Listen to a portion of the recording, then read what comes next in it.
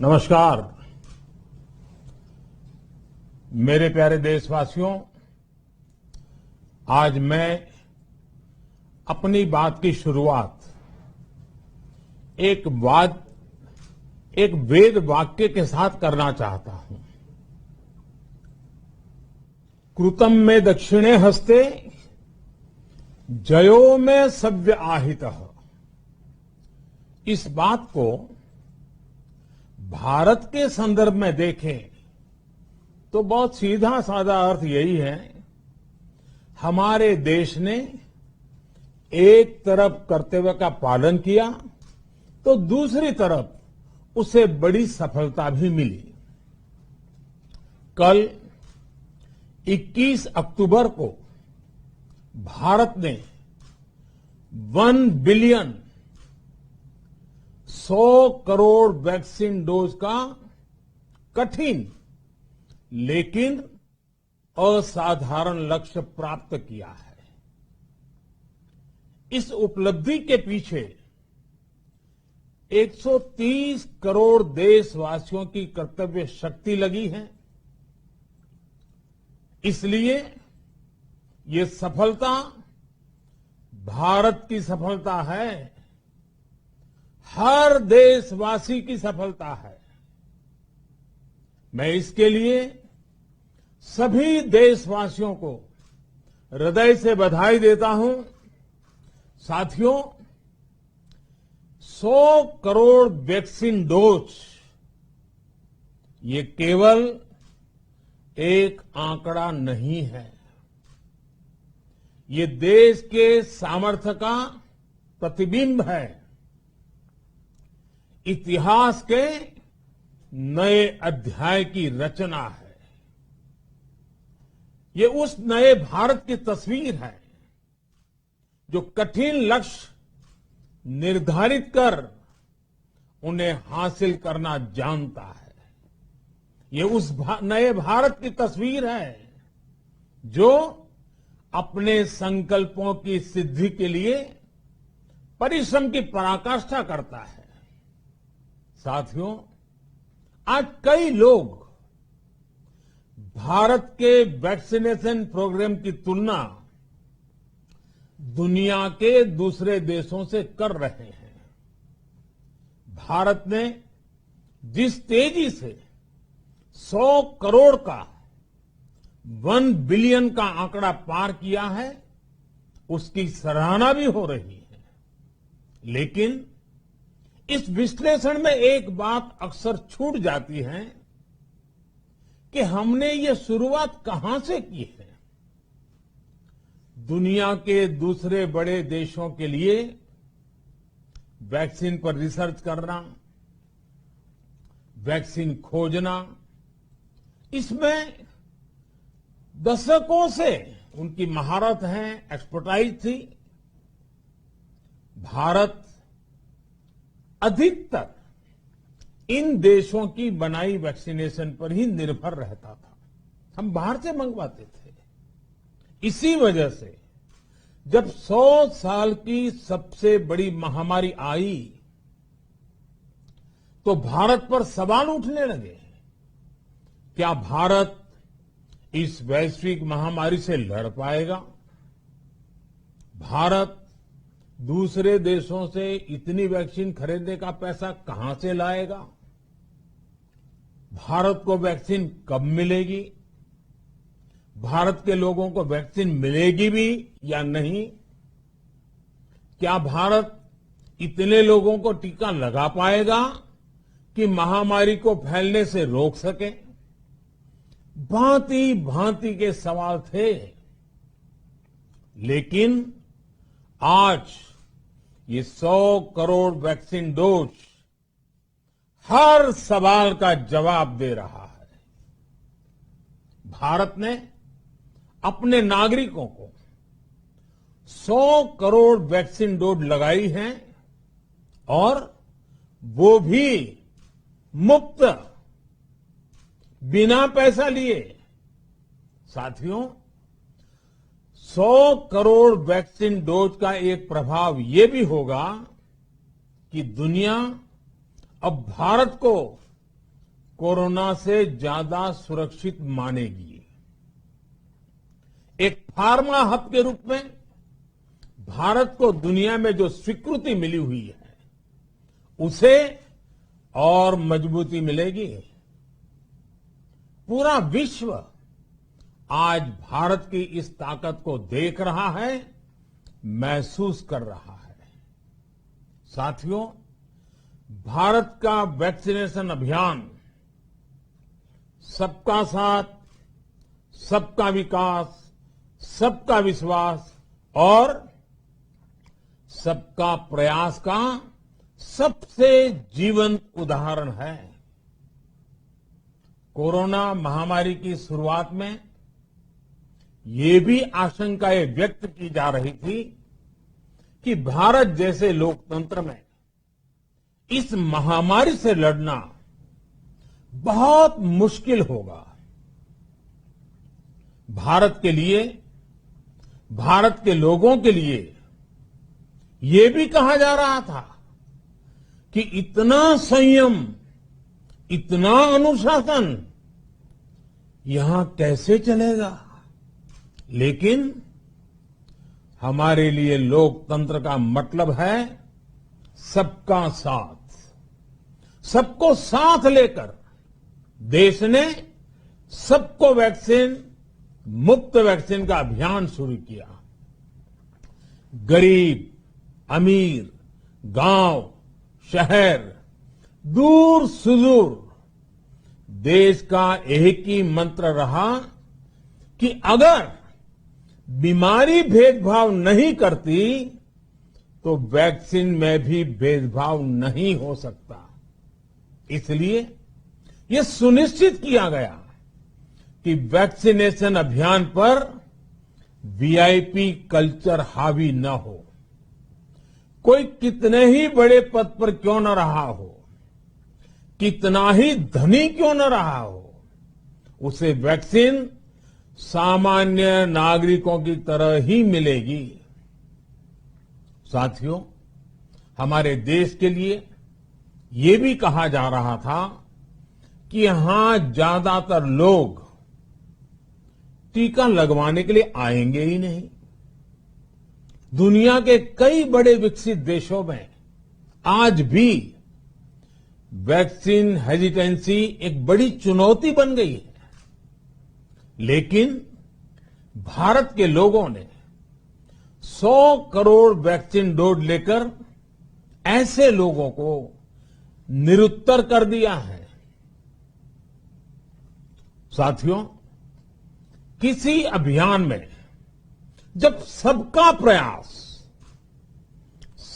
प्रयास जुड़ जाता है तो परिणाम अद्भुत ही होते हैं। हमने महामारी के खिलाफ देश की लड़ाई में जन भागीदारी को अपनी पहली ताकत बनाया। फर्स्ट लाइन ऑफ डिफेंस बनाया। देश ने अपनी एकजुटता को ऊर्जा देने के लिए ताली, थाली बजाई, दिए जलाए। तब कुछ लोगों ने कहा था कि क्या इससे बीमारी भाग जाएगी? लेकिन हम सभी को उसमें देश की एकता दिखी, सामूहिक शक्ति का जागरण दिखा। इसी ताकत ने कोविड वैक्सीनेशन में आज देश को इतने कम समय में 100 करोड़ तक पहुंचाया है।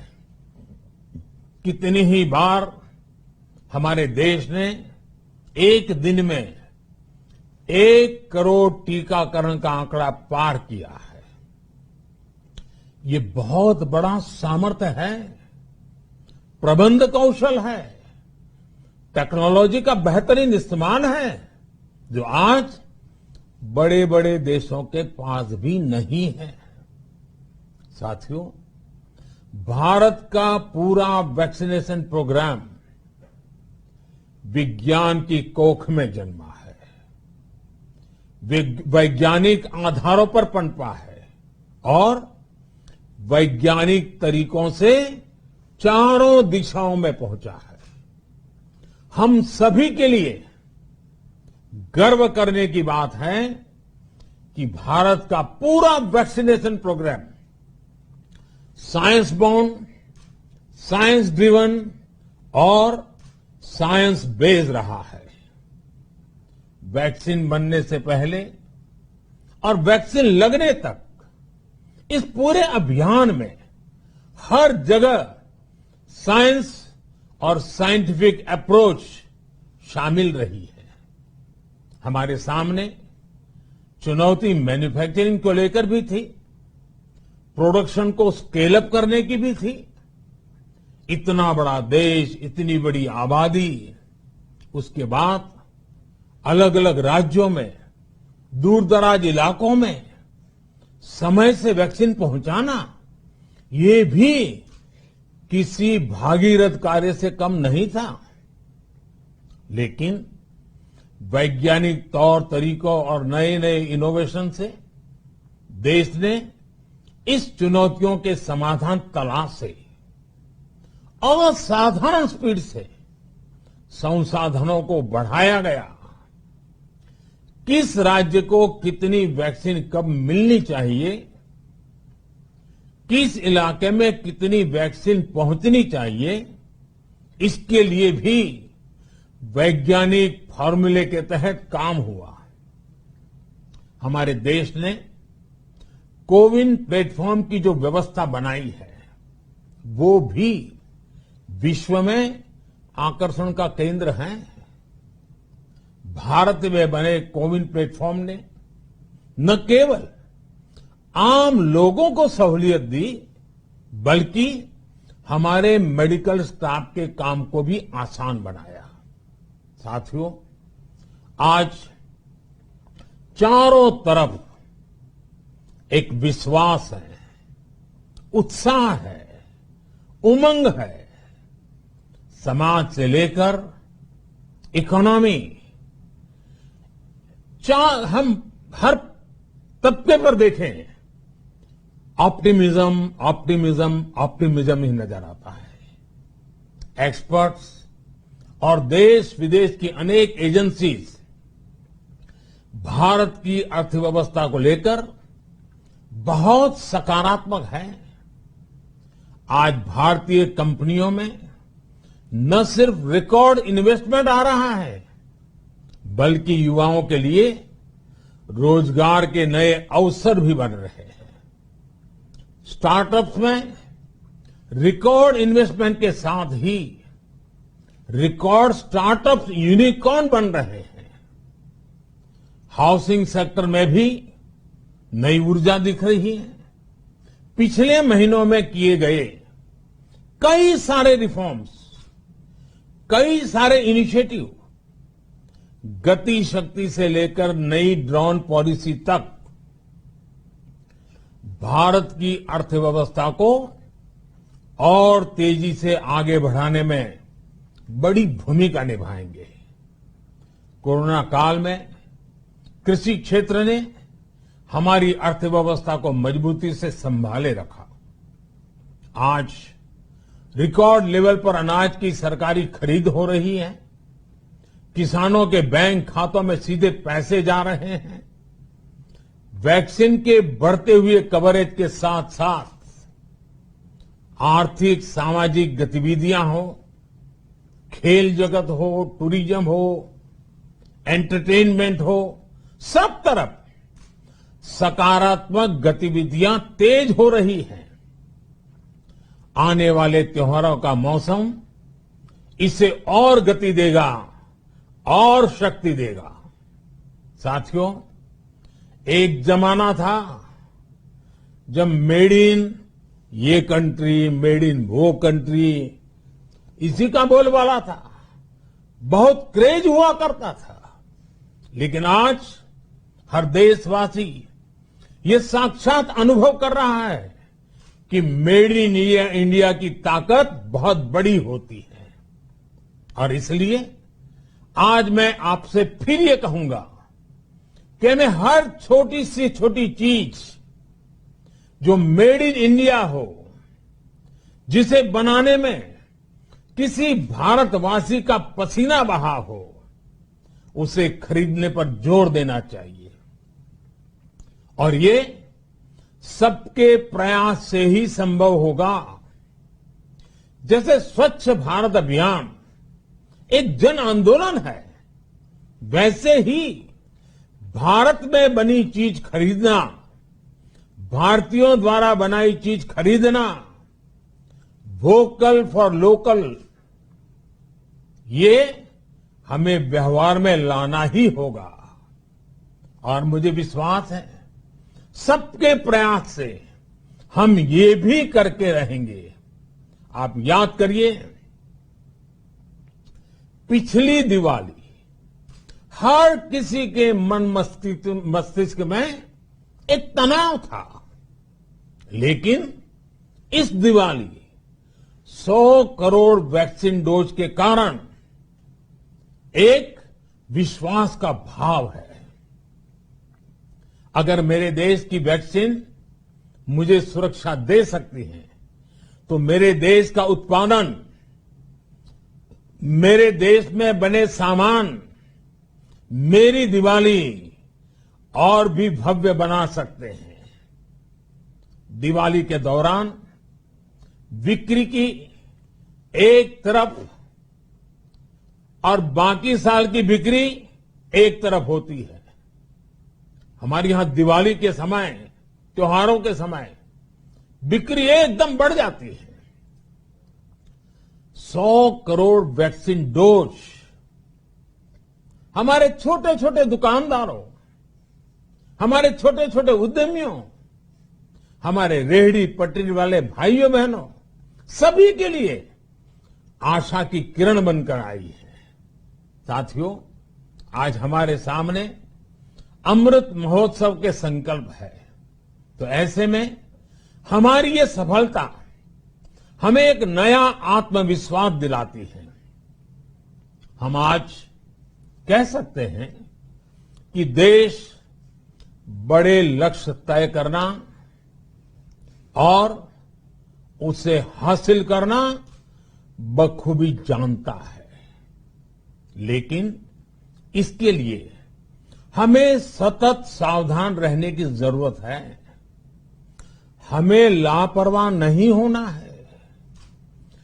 कवच कितना ही उत्तम हो, कवच कितना ही आधुनिक हो, कवच से सुरक्षा की पूरी गारंटी हो, तो भी जब तक युद्ध चल रहा है, हथियार नहीं डाले जाते। मेरा आग्रह है कि हमें अपने त्योहारों को पूरी सतर्कता के साथ ही मनाना है। और जहां तक मास्क का सवाल है, कभी कभी जरा, लेकिन अब तो डिजाइन की दुनिया भी मास्क में प्रवेश चुकी है। मेरा इतना ही कहना है, जैसे हमें जूते पहन करके ही बाहर जाने की आदत लग गई है ना, बस वैसे ही मास्क को भी एक सहज स्वभाव बनाना ही होगा। जिनको अभी तक वैक्सीन नहीं लगी है, वो इसे सर्वोच्च प्राथमिकता दें। जिन्हें वैक्सीन लग गई है, वो दूसरों को प्रेरित करें। मुझे पूरा भरोसा है कि हम सब मिलकर प्रयास करेंगे तो कोरोना को और जल्द हरा पाएंगे। आप सभी को आने वाले त्योहारों की एक बार फिर बहुत बहुत शुभकामनाएं, बहुत बहुत धन्यवाद।